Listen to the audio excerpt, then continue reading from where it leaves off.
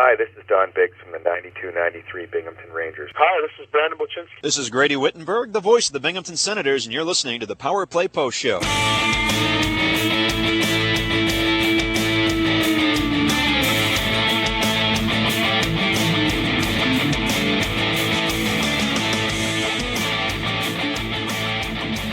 Here is another Power Play Post Show interview exclusive with Bob Howard. And welcome back, everybody, to the Power Play Post Show. As I promised, it is the beginning of December, and we decided to bring back on this gentleman. And regardless if he was playing or not playing, I think I was going to have this conversation this week with him. He is the Don father himself. And yes, Donald Olivieri. Don, welcome back to the show. It's always good to hear your voice and get to talk to you. And I know the fans are going to be very excited to hear from you as well. Yeah, I'm always happy to be on the show. You know that, and it's gonna be good talking to you again. Don, let's talk a little bit about give me your impressions. You've seen a couple games that the Black Bears have played.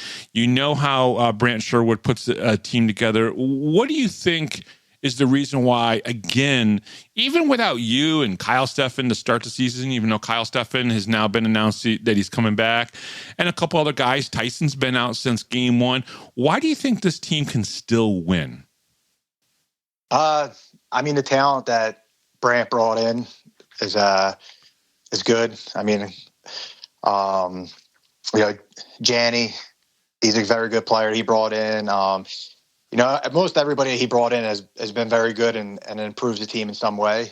And all the guys just love to play the game and love hockey, and they all look like they gel together no matter the line combinations. And I feel like, this team, just like past teams, like they all just want to win.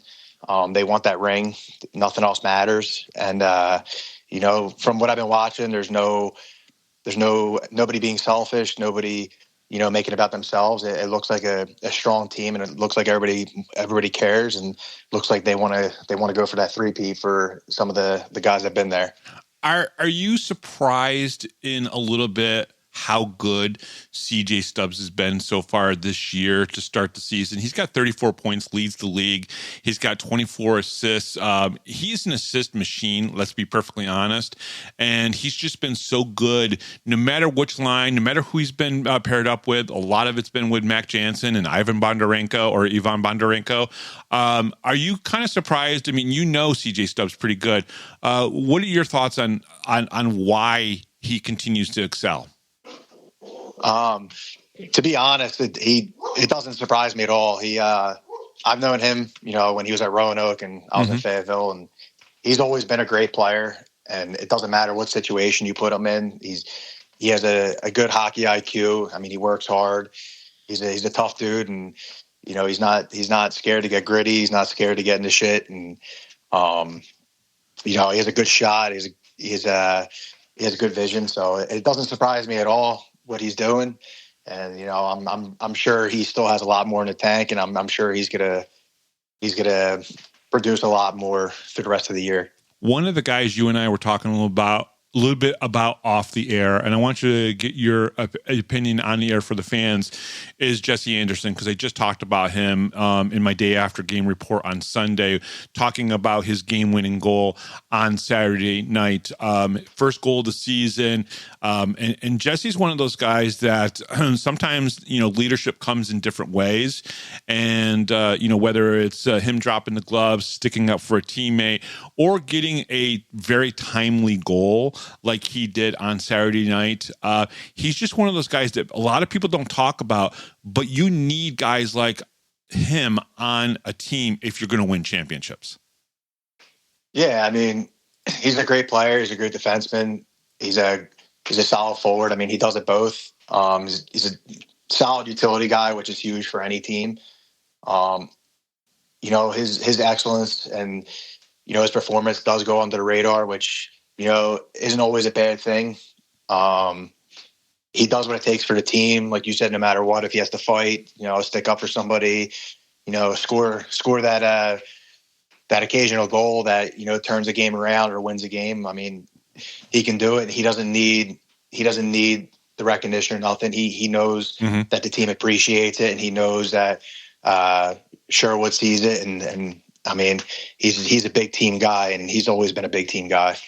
Do you think it was difficult for him to go from forward to defense? You made the transition from defense to forward, obviously pretty easily. Was it difficult is it difficult for players who've played a position for a long time to then make that switch? And why is it? It's like a secret tool that Brant Sherwood has in his toolbox that other coaches don't seem to use that much. I think it's definitely harder for a forward to move back on D. Just skating backwards and the crossovers and stuff. There's points where if a guy's coming down on you, you don't want to get caught crossing over, because whatever side you cross over on, the guy goes the opposite side, so you kind of lose a step there. Yeah. You got to learn how to stay inside the dots, keep guys wide. You got to judge a guy's speed when you're skating backwards. So it is different. I mean, moving the puck, you got to keep your head up at all times. You have guys coming down trying to kill you at all times, and you got to find the open man. So it is tough. I mean, me going from D to forward, I found it much easier because I could be that guy to go kill a defenseman because I know how it felt. But I think he's been doing well, and he's been incorporating his offensive skill as a defenseman, which is huge, and that's kind of how hockey is now today. Offensive defensemen are kind of a normal thing now. Like it wasn't like that back in the day. So I think he's doing well, and he's progressed a lot as a defenseman. Yeah, were there conversations between the two of you about how to kind of transition to D, or where would someone like Jesse Anderson go and talk? Because it's not like Brant Sherwood played D, he was a forward. Where does Jesse get his information from on how to make that transition? Was that a conversation that maybe the two of you guys had? I mean, I don't think he really had a conversation with anybody. I think he just knew the job that he had to do to get it done. I mean, there's some things that maybe I did see that I pointed out to him. I just pulled him to the side and, maybe give him a pointer here or two to maybe give him some extra time with the puck or to help him out so he doesn't get killed by somebody. But, he's a smart hockey player, and I think he knew what he had to do at transition as a defenseman. And like I said, I think he's been doing a great job. And I mean, he's a great skater. He has speed, and his backward skating is solid. So I don't think he really needed many pointers. Like I said, just maybe, here and there, if I see something in a game that could help him out, that could give him an extra second with the puck. You know what I mean? So, but nothing too crazy. He's been doing a great job. Tyson has been out since the first game of the season. He played in that game, had a hat trick. So it looked like this was going to be a season of epic adventures for Tyson. But he's been out since then. I know you're close with Tyson. How difficult is it for a player like him who can muck it up with the best of them right in front of the goaltender, has that great awareness in front of the goaltender to get some of those goals that most guys probably don't understand how to do? How tough do you think it is, or has been, for Tyson to be out on injury so long? Yeah, I mean, it's hard for any hockey player. I mean, when you're out for that long, any hockey player will go stir crazy and want to play and want to get back and want to be with the boys and be on the ice and, do whatever it takes to help the boys win a game. But from talking to him and stuff, he's been working out. He's been staying in it. He's been the leader he always has. He's been talking to guys. If anybody needs help, he's helping them. I mean, he's been a real leader since he's gotten hurt. And that's awesome to see, especially in your captain. Some guys can get hurt and kind of stay away and be upset and be down, but not him. He's staying involved. He's staying with it, and he's staying in shape and doing what he has to do, because when he gets cleared, whenever that is, and he comes back to play, it's gonna be like he never left. And I know how he feels with being hurt. I went through it. I mean, a lot of guys going through it, but I think once he gets back in that lineup, I don't think you guys are gonna see much change. I think he's gonna be the same Kirkby he's always been, and I think he's still going to do what he does best: score goals, muck it up, throw hits, and just be that captain that Binghamton's had. Let's talk a little bit about, can this team get any better? Right, they're 15-2 right now through 17 games, which is great. You add Kyle Steffen in there. I know there's another big name sign signing that's coming very, very soon, and then you bring Tyson back into the fold maybe mid-December, right? Can this team really get better than they are now? I mean, in my eyes, no matter if you have a super team or not, I think there's always room for improvement. And that's not always with your players. I mean, you could have, the best players in the world, but they could have, like the little things that they can do can be improved, handling pucks on walls, skating with your head up, making tape to tape passes, sure. And stuff like that. Like stuff like that can get improved. And your hockey game can always be improved. No matter if you think you're the best skater in the world, your skating can still be better. If you think you have the best shot, your shot can still improve. So there's always going to be improvements in a person's game, no matter they're in the NHL or in the FPHL. It don't matter. You can always improve to get better. Yeah. Don, give me one thing that you don't miss about playing right now. What's one thing you don't miss?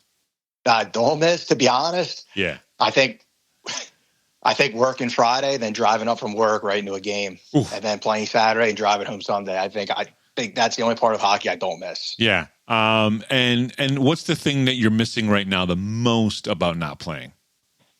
I mean, I just miss, everybody's asked me that, and friends ask me that all the time. And honestly, I think it's just the locker room. I just miss being in the locker room, whether, like I can come up right now and not play this weekend and just be in the locker room with the guys, and I'd be totally happy. I would just love having a coffee, bullshitting with the guys, making fun of each other, and just having good vibes in the locker room. That's what I miss most about hockey. Who would you want to razz the most right now if you could? I think me and Kirks would probably give it to Tom, or when I get up there. I think we would have to go back to our old ways and kind of make fun of him. Why do you want to pick on the nicest guy on? I mean, he is easily the nicest guy on the team, and you guys pick on him like ferociously. I don't know. It's just, I don't know. It's just friendship stuff. It's just he's just the guy that we pick on. That's just how it is. He can take it well. He gives it back, but it's all fun with me, him, and Kirks, because none of us mean anything by it. We make fun of each other. I mean, even when probably the 3 practices I had with the team, me and Kirks would give it to Tomer for missing a pass, or if Tomer gave me a pass and I missed it, we'd still blame Tomer for it, even though it'd probably be a perfect pass. So it's just fun in games. That's just how me, him, and Kirks, get along, and that's just how it is. Well, it's the same as our group chat. Me and Kirk just rip Tomer half the time anyway. And he just takes it, or he gives it back to you guys, right? He tries to give it back, but me and Kirks will just keep ripping him. So, oh, poor Tomer. I'm not laughing at you, Austin. I promise. I'm on your side on this one. These guys are cruel, and they shouldn't. He's one of the nicest guys. So obviously missing that. Let's talk a little bit about the future today. As we're talking, it's December 1st. Your rights are still held by Topeka. At this point, the way we look at it, you're probably not playing this season, correct? Unless something crazy happens, and you're probably not going to suit up for a game this year. Are you ready for that? Yeah, I mean. That's a tough question. I mean, it's a tough question, I know, but are you ready for that? Yeah, I mean, like I said, there's a side of me that I'm totally complacent with how my hockey career went, especially going out with the 2 championships in Binghamton. I think I accomplished probably 90% of what I want to accomplish with hockey throughout my career, and my parents, I mean, they were happy to see what I've accomplished, and I'm happy that I could repay them with being able to play, pro hockey and stuff like that. And because that was never the goal when I was younger. I never even thought I would even be able to. I never even thought I would get paid to play hockey, whether it's $100 a week or whatever. So I'm good with that. But also, I guess, I mean, I've been in the Fire Academy for about 4 weeks now. I haven't really told anybody, so I got through everything, and which is great. Congratulations. So my life's going in a different direction now, which is positive. So I mean, I can't be too mad about not playing hockey this year. Right. And congratulations. I wanted you to be able to bring that up about being in the Fire Academy now for the last 4 weeks. What a change for you. You're a pro athlete, and you even told me that some of the rigors of the training is even tough, even for a pro athlete like yourself. Now, do you kind of wish that maybe you skated a little bit more in the off seasons, the last couple of off seasons, to stay in better shape? Because you and I joked about that, how you could not skate for 3 months and then come in and score 2 goals in the first game. But talk a little bit about the physical rigors of, being in the Fire Academy. Obviously we do PT every day, whether it's the morning, the afternoon, or just before about to get out. But it's a lot of it's definitely a lot of long distance running. The first week, we started with 1.5 miles, then we progressed to 2.5, then we progressed to 3.5, then we went to 4. So next week, I think we're going to do like 5.5 miles. So it's every week they're progressing an extra mile. So that's kind of tough. I was never a runner, but I guess I'm starting to become a runner now. But yep. Then we have the burn building, which is 5 floors. We do a ton of burpees, ton of push-ups, ton of stuff like that. Then I have to run the burn building up and down like 10 times, and it's crazy. It's so the Fire Academy is military based. Yes. So I'm pretty much in the military in the Fire Academy for 9 months, which they want to make sure that your cardio is great, because when you put the mask on, your breathing and stuff like that, so they want to make sure your cardio is solid, and it's definitely different than hockey training camp. I'll tell you that. No, without a doubt. And you could probably give Brant Sherwood some tips maybe in the future and say, hey, listen, if you try this, the guys might have better stamina. Talk a little bit about the toughest thing that you told me about Fire Academy. And it's not necessarily the physical, but there is a mental side to this, and a lot of new things that you have to learn. That is probably the hardest thing about becoming a firefighter. Yeah, for Philadelphia firefighter, we have to be certified EMTs. So for the first 6 months of our academy is all EMS based. We do learn some fire stuff on the side as well, but we have to take an NERMT certification test at the end of the 6 months to get certified. If we don't pass that test, you basically wasted your time in the academy. So that's probably the most important about the academy. And, it does take a mental toll. Like I told you, I haven't been in school in like 10, 15 years. And it's been tough for me studying and getting back into that groove. And I'm still finding my ways and still, figuring it out. But at the end of the day, I know I'm going to get through it. And no matter the anxiety, all the stuff that you go through, it's just super important that I have to pass this test. So it's non-negotiable for me. And it's a new balance. It's a new set of challenges to balance work and life. Before it was hockey, family, your regular day job that you were doing. And that was the way it was for the last 3 years, right? Now it's a new balance where you're spending a good portion of your life right now trying to get through this academy, because it's so very important, because it's going to set you up for better things in the future for you and for Jordy and Alyssa, right? So talk a little bit about how you had to rechannel the balance of your life going into the Fire Academy, because it changed for you. Yeah, definitely changed. They tell you in the Fire Academy that this is going to be the longest 9 months of your life, and you better let your families know ahead of time that you're there, but you're not going to be there. Mm-hmm. And that's when they said that to me. You kind of shrug off your shoulder and you go, yeah, whatever. But in reality, it's true. There's so much studying you have to do. You have to be in the book 24/7.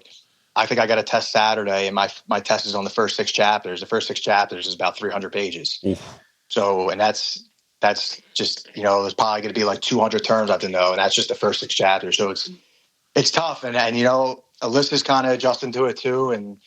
And, you know, I'm trying to balance between studying and keeping my head in the books and, you know, going for runs, working out, and then still being a dad at the same time. And, you know, I'm learning, Alyssa's still learning. So we're still trying to find that balance, but I think we're doing all right for now. But, like I said, I mean, she knows it's all going to be worth it in the end. I know it's going to be worth it in the end. So, you know, it's just little sacrifices you have to make to see the big picture in the end. Yeah, no, 100%. And, you know, I know you have a great relationship with Alyssa because one of the things that we've talked about in the past here on the show is how when you were making decisions on coming back to play hockey, you had those conversations with her because she's a big part of how you make those decisions and everything. Was it easy, tough conversation to talk about going into the Fire Academy? Was she all in on that just as much as you were? Yeah, she was definitely all in on it. You know, I tried to be a cop at first and she wasn't too happy about that. My family actually wasn't too happy about that because it's just, I mean, it's different these days. I don't want to get into it, but no, but your father was a police officer, so it's very important to understand that the reason why you probably wanted to become a police officer, number one, you want to serve, and this type of person you are, but also to follow in your father's footsteps a little bit as well, which is completely understandable. But you know, to touch upon that a little bit, your father and your mother are also very pleased that you're becoming a firefighter as well, right? Yeah, they're super excited. They're very, very excited for me. I mean, I guess this is a big deal in the Olivieri household right now, but you know, because if you look into it, I mean, if anything ever did happen to me, you know, like with my benefits, pension, everything, like you know, Alyssa and Jordy are taken care of. And that's the most important thing to me, and that's what my dad's been explaining to me is that the fire department, they have those options for you, where as becoming a cop, you know, it's not the same. Their benefit stuff aren't the same as the firefighters. I mean, tougher. so it's tougher. I looked at it that way too. And so I mean, that was basically one of the decisions is that, you know, like where's my family going to be taken care of if something ever happened to me on the job? And then being a firefighter is the best option. And I think being a firefighter would suit me best either way, because like you said, when you get in a firehouse, you're with a team, that's your squad, that's your family. And I know how that feels with hockey. And I think being a firefighter is just the best thing that would fit for me in my life. No, absolutely. So then you can say, like, when you're like 90 years old, well, when I was a kid, I wanted to be a pro hockey player, and I wanted to be a firefighter, and I was. So there you go. You'll be able to claim that when you're like 90 years old. You know, even if it wasn't true, you can still say that, and because you're going to become those things. You know, you have always had a great relationship with Brant Sherwood. What was the conversation like when you said, "All right, Brant, I am definitely going into the Fire Academy. It's happening."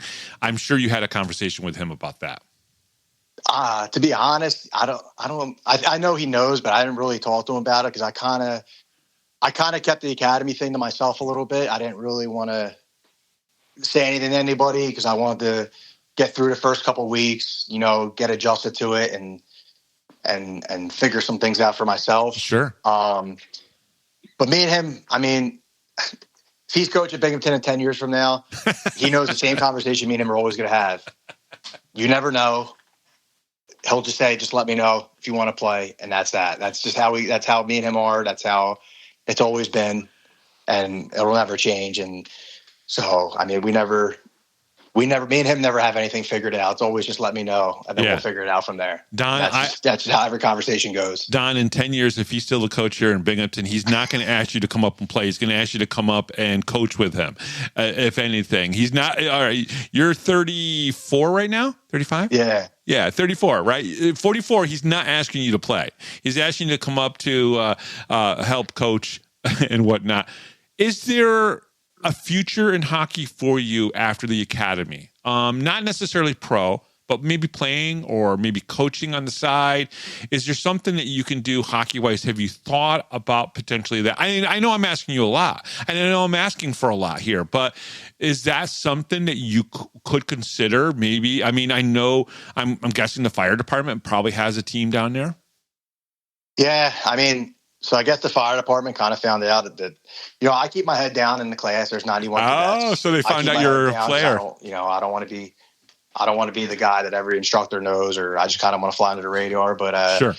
They ask everybody what they've done previously for work and stuff. And, one cadet found out that I played pro hockey, and then next thing you know, the lieutenants are asking me, and so they all kind of figured it out, and they always keep bringing up to me that they have a hockey team in the fire department, and I always say, yeah, I'll play for them. But honestly, I don't know. I don't know what I want to do as long as that. I mean, I would love to coach again. I got a little taste of it when I was assistant coach at Alvernia College. I had a blast coaching there. But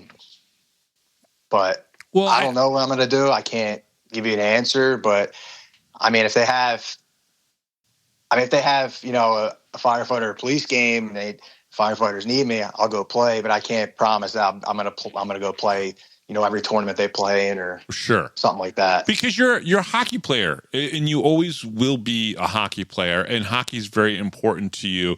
So I got to imagine that, like with me being creative and doing podcasts and writing and things of that nature, I'm always going to do at least some of it somewhere, somehow, some way. So and I know it's sometimes a way for a player who maybe is at the end of their career to kind of, keep the juices flowing, so to speak, either playing a men's league or maybe for the fire department or coaching, even like for a high school, something to that effect.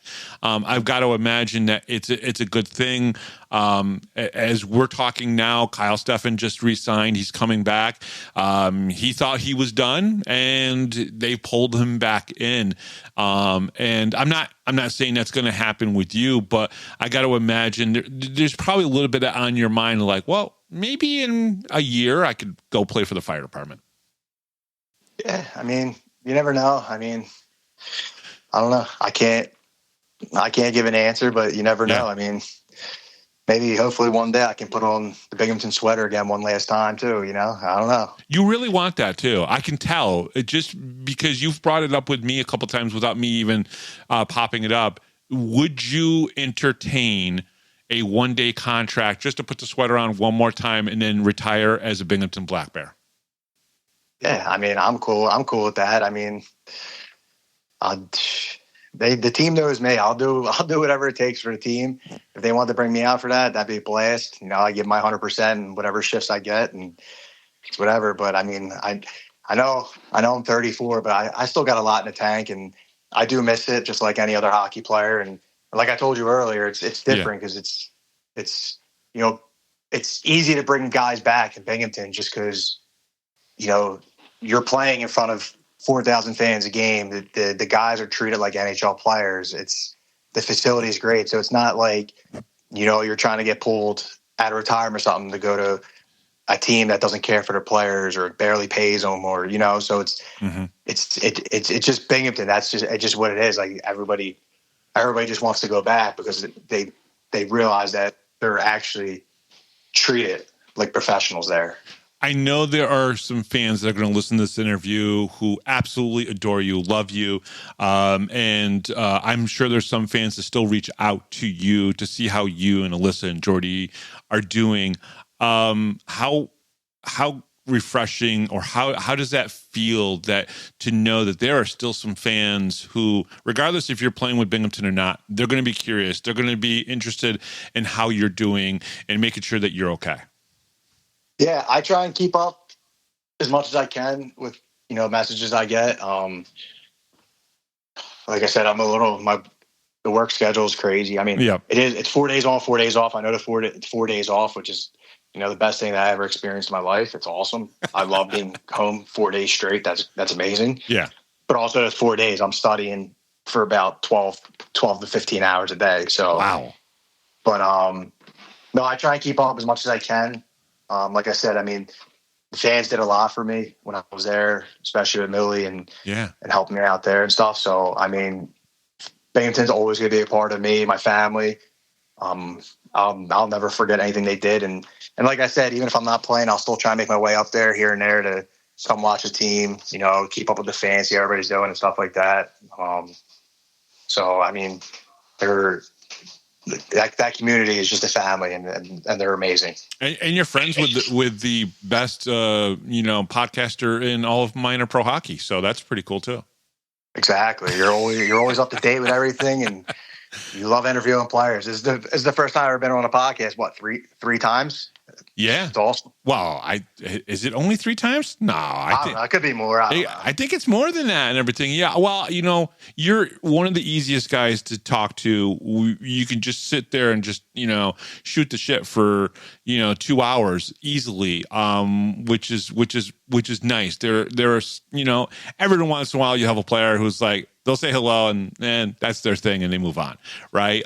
You're one of the guys like Kyle Steffen, like Josh Fletcher, Scott Romekers. I mean, that guy can go and go and go. He can talk. I know. I sat next to him in the locker room. I had to get up and step away a few times to get that guy to stop talking. We when I had a conversation with him just recently, he actually mentioned you and talked about how he just enjoyed talking to you as a person.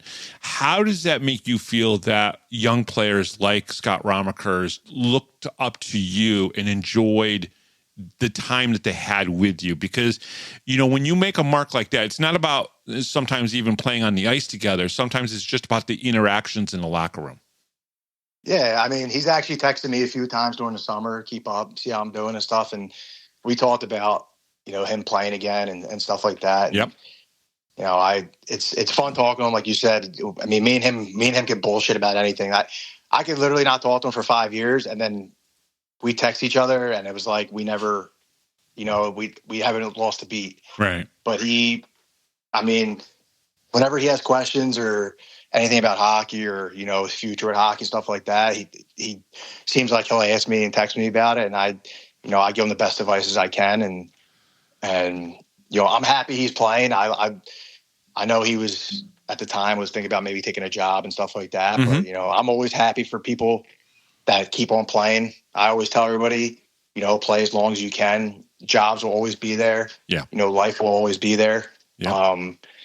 Hockey's not always going to be there. So play as long as you can and enjoy it because, when it's over, it's over, so I try and tell him that and the younger guys and stuff. And I know playing in leagues like this, the money's not great, but we also don't play for the money when we play in leagues like this. No. We play because we love it. And you play for the fans too. That's how I try to explain it to them. Yeah. And you play for the fans too. I mean, let's be honest, especially in Binghamton, when you play here in Binghamton and you see the crowds that come out for Binghamton, I mean, they've already had 3 sellouts. 2 of them have been in the 4,600s, close to a sellout. It's just, you also play for this community, and that's why the community has wrapped their arms around players like yourself and Connor Smith, guys like that who came in, played, but then had to go and do the real world, right? Go to the real world and do their real world life things like some of the rest of us have done. But they wrapped their arms around you. Don, thank you so much for coming on. Thank you always for answering my texts and just, thank you for the friendship as well. I mean, this isn't going to be the last time we'll have you on the show. We'll talk to you again, of course, but I always really appreciate the time that you and I have to be able to talk and even text each other. Yeah. Like I said, I love being on the show. Whenever you text me off the air, if you ever want to chat, I'm always here. I just want to say to the fans again, thank you for my experience there. And thank you for everything you guys did for me and my family and, Millie and everything. And I love you guys like you're my family and I appreciate it. And, hopefully I get to go out there one of these days on my days off and get to have a beer with you guys in the stands and bullshit with as many fans as I can. Well, I don't think I'm allowed to have beer up in the press box, but I'll have one up there for you. If you get to a game and you're just sitting in the thing, you can come up and we'll take care of that. I know the off-ice officials really well. I'm pretty sure they will not rat me out on that one. Maybe Brooks will let me go on the on the live stream with him, and oh, absolutely, me and him could bullshit on a live stream a little bit too. I'm telling you right now, you have an open invite to Brooks's broadcast team. If you show up, and he'll hear this, and he'll absolutely invite you to come up and come on for a few minutes and chat. I know Brooksy really well, and I'm pretty sure that he would be very much welcome to that. Yeah, I just have to let my beard grow in a little bit, though. I have to have a clean shaven face, and I don't know how I feel about coming up to Binghamton with a clean cut face. So wait, wait, you have no facial hair right at the moment? Yeah, I have to be clean shaven every day in the academy. Oh, we need to see that. You need to send me a picture of that. It's bad. My wife loves it. I hate it. She loves it. Really? That's awesome. She loves it. I absolutely hate it. Awesome. All right, Don, thank you so much for coming on. We really appreciate it. Good luck with the Fire Academy. Be strong. You made it up the ladder. It's something that you and I have talked about here on the air, and we've also talked. You made it up the ladder. A-okay. You got up there. I'm proud of you on that. I know that's something that you and I have discussed privately, and I know you mentioned it on the air before about going up the ladder. It's one of the toughest things that a new recruit has to do to get into the Fire Academy. You did it. No surprise that you did it, and I'm just glad that you did it. I wanted to make sure that we said that. Yeah, that truck ladder is no joke, especially when it's cold and windy out. I'll tell you that. I'll be sure to do it when it's like 85 in the summertime with no wind. I'll try it then. Exactly. You don't want that wind gusting and the ladder shaking on you when you're about 40 feet up. Awesome. He is Don Olivieri. We'll be right back right after this, right here on the Power Play Post Show.